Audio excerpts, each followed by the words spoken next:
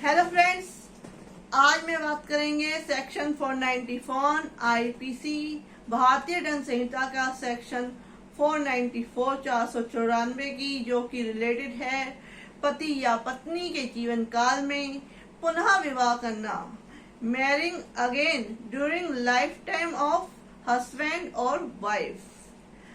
भारतीय संस्कृति में विवाह को एक पवित्र बंधन माना जाता है और मैरिज जो है को एक सांस्कृतिक और कानूनी रूप से मान्यता प्राप्त है, जिसमें एक पुरुष और एक महिला पूरी जिंदगी कानून के तहत एक हो जाते हैं और एक दूसरे के प्रति कर्तव्यों का निर्वहन करते हैं। हिंदुओं में द्विविवाह विवाह को अपराध माना जाता है, परंतु प्राचीन काल से कई विवाह करना राजा महाराजाओं के समय से चलता आ रहा है और मुस्लिम विधि में भी 4 विवाह करना अपराध नहीं है। दुनिया भर में एकल विवाह को प्राथमिकता दी गई है, यानी कि एक विवाह को ही प्राथमिकता दी गई है, लेकिन कई ऐसे देश हैं जिनमें कि द्विविवाह को अपराध नहीं माना जाता है। तो जो कि कहता है कि लेकिन करंट स्थिति की बात करें तो एक विवाह को निभाना, अपने साथी की इच्छाओं को पूरा करना और अपने बच्चों की जरूरतों को पूरा करना भी कठिन कार्य हो चुका है आज के वर्तमान समय में, क्योंकि आज का वर्तमान समय पैसों को तवज्जो देता है और ज्वाइंट फैमिलीज खत्म हो रही हैं। पहले एक व्यक्ति कमाता था और 10 बंदे बैठ के खाते थे, लेकिन आज अगर पूरा फैमिली के प्रत्येक बंदा कमा रहा है तो जाके घर चलता है। तो आज हम बात करेंगे कि भारतीय कानून में द्विविवाह को अपराध क्यों माना गया है और क्या प्रावधान है। द्विविवाह का अपराध का गठन करने के लिए कुछ आवश्यक तत्व होने चाहिए। पहले विवाह को वैध होना चाहिए, जो पहला विवाह किया है, फर्स्ट जो मैरिज है वो वैलिड होनी चाहिए, वैध होनी चाहिए, लीगल होनी चाहिए। सेकंड है, जो पूर्व वैध विवाह के साथी को जीवित होना चाहिए। जो पहला विवाह किया है उसका जीवन साथी अगर जीवित है, उस दौरान आप दूसरा विवाह करते हैं तो ये आवश्यक तत्व है। थर्ड है, बाद के विवाह का भी वैध होना चाहिए यदि पूर्व विवाह वैध नहीं है। अगर फर्स्ट मैरिज वैध नहीं है, लीगल नहीं है, तो सेकंड मैरिज वैध होनी चाहिए। तो ये आवश्यक तत्व है। केस लॉ लेते हैं सत्या देवी बनाम खेमचंद 2013 का।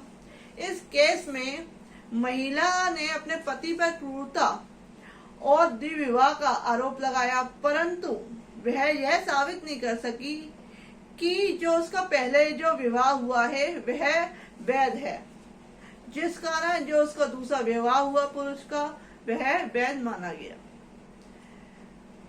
जो अब क्या प्रावधान करती है आईपीसी, जो कोई व्यक्ति पति या पत्नी के जीवित होते हुए किसी ऐसी दशा में विवाह करेगा जिसमें ऐसा विवाह इस कारण शून्य है कि वह ऐसे पति या पत्नी के जीवन काल में होता है और वह दोनों में से किसी भांति के कारावास से जिसकी अवधि 7 वर्ष तक की हो सकेगी और संग में जुर्माना, यह दोनों से दंडित किया जाएगा अगर वह द्विविवाह करता है पति या पत्नी के जीवित जीवन काल में के दौरान। इसका एक अपवाद है। इस धारा का विस्तार किसी ऐसे व्यक्ति पर नहीं है जिसका ऐसे पति या पत्नी के साथ विवाह सक्षम अधिकारता के न्यायालय द्वारा शून्य घोषित कर दिया गया है। अगर कोर्ट के द्वारा शून्य घोषित कर दिया गया है तो उस केस में वह दूसरा विवाह कर सकता है, अगर पहला विवाह शून्य घोषित कर दिया गया है।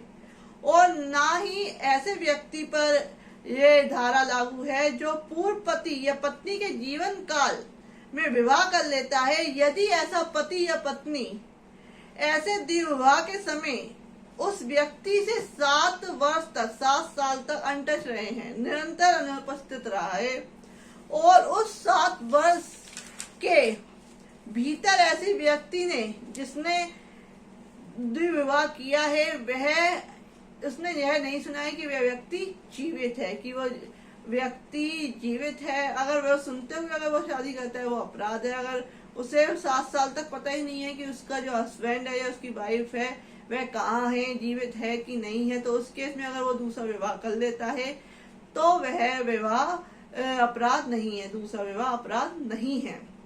लेकिन यह तब होगा जब जो जिससे विवाह हो रहा है दूसरा, उसको इन सब परिस्थितियों का ज्ञान हो या उसको जानकारी दे दी जाए।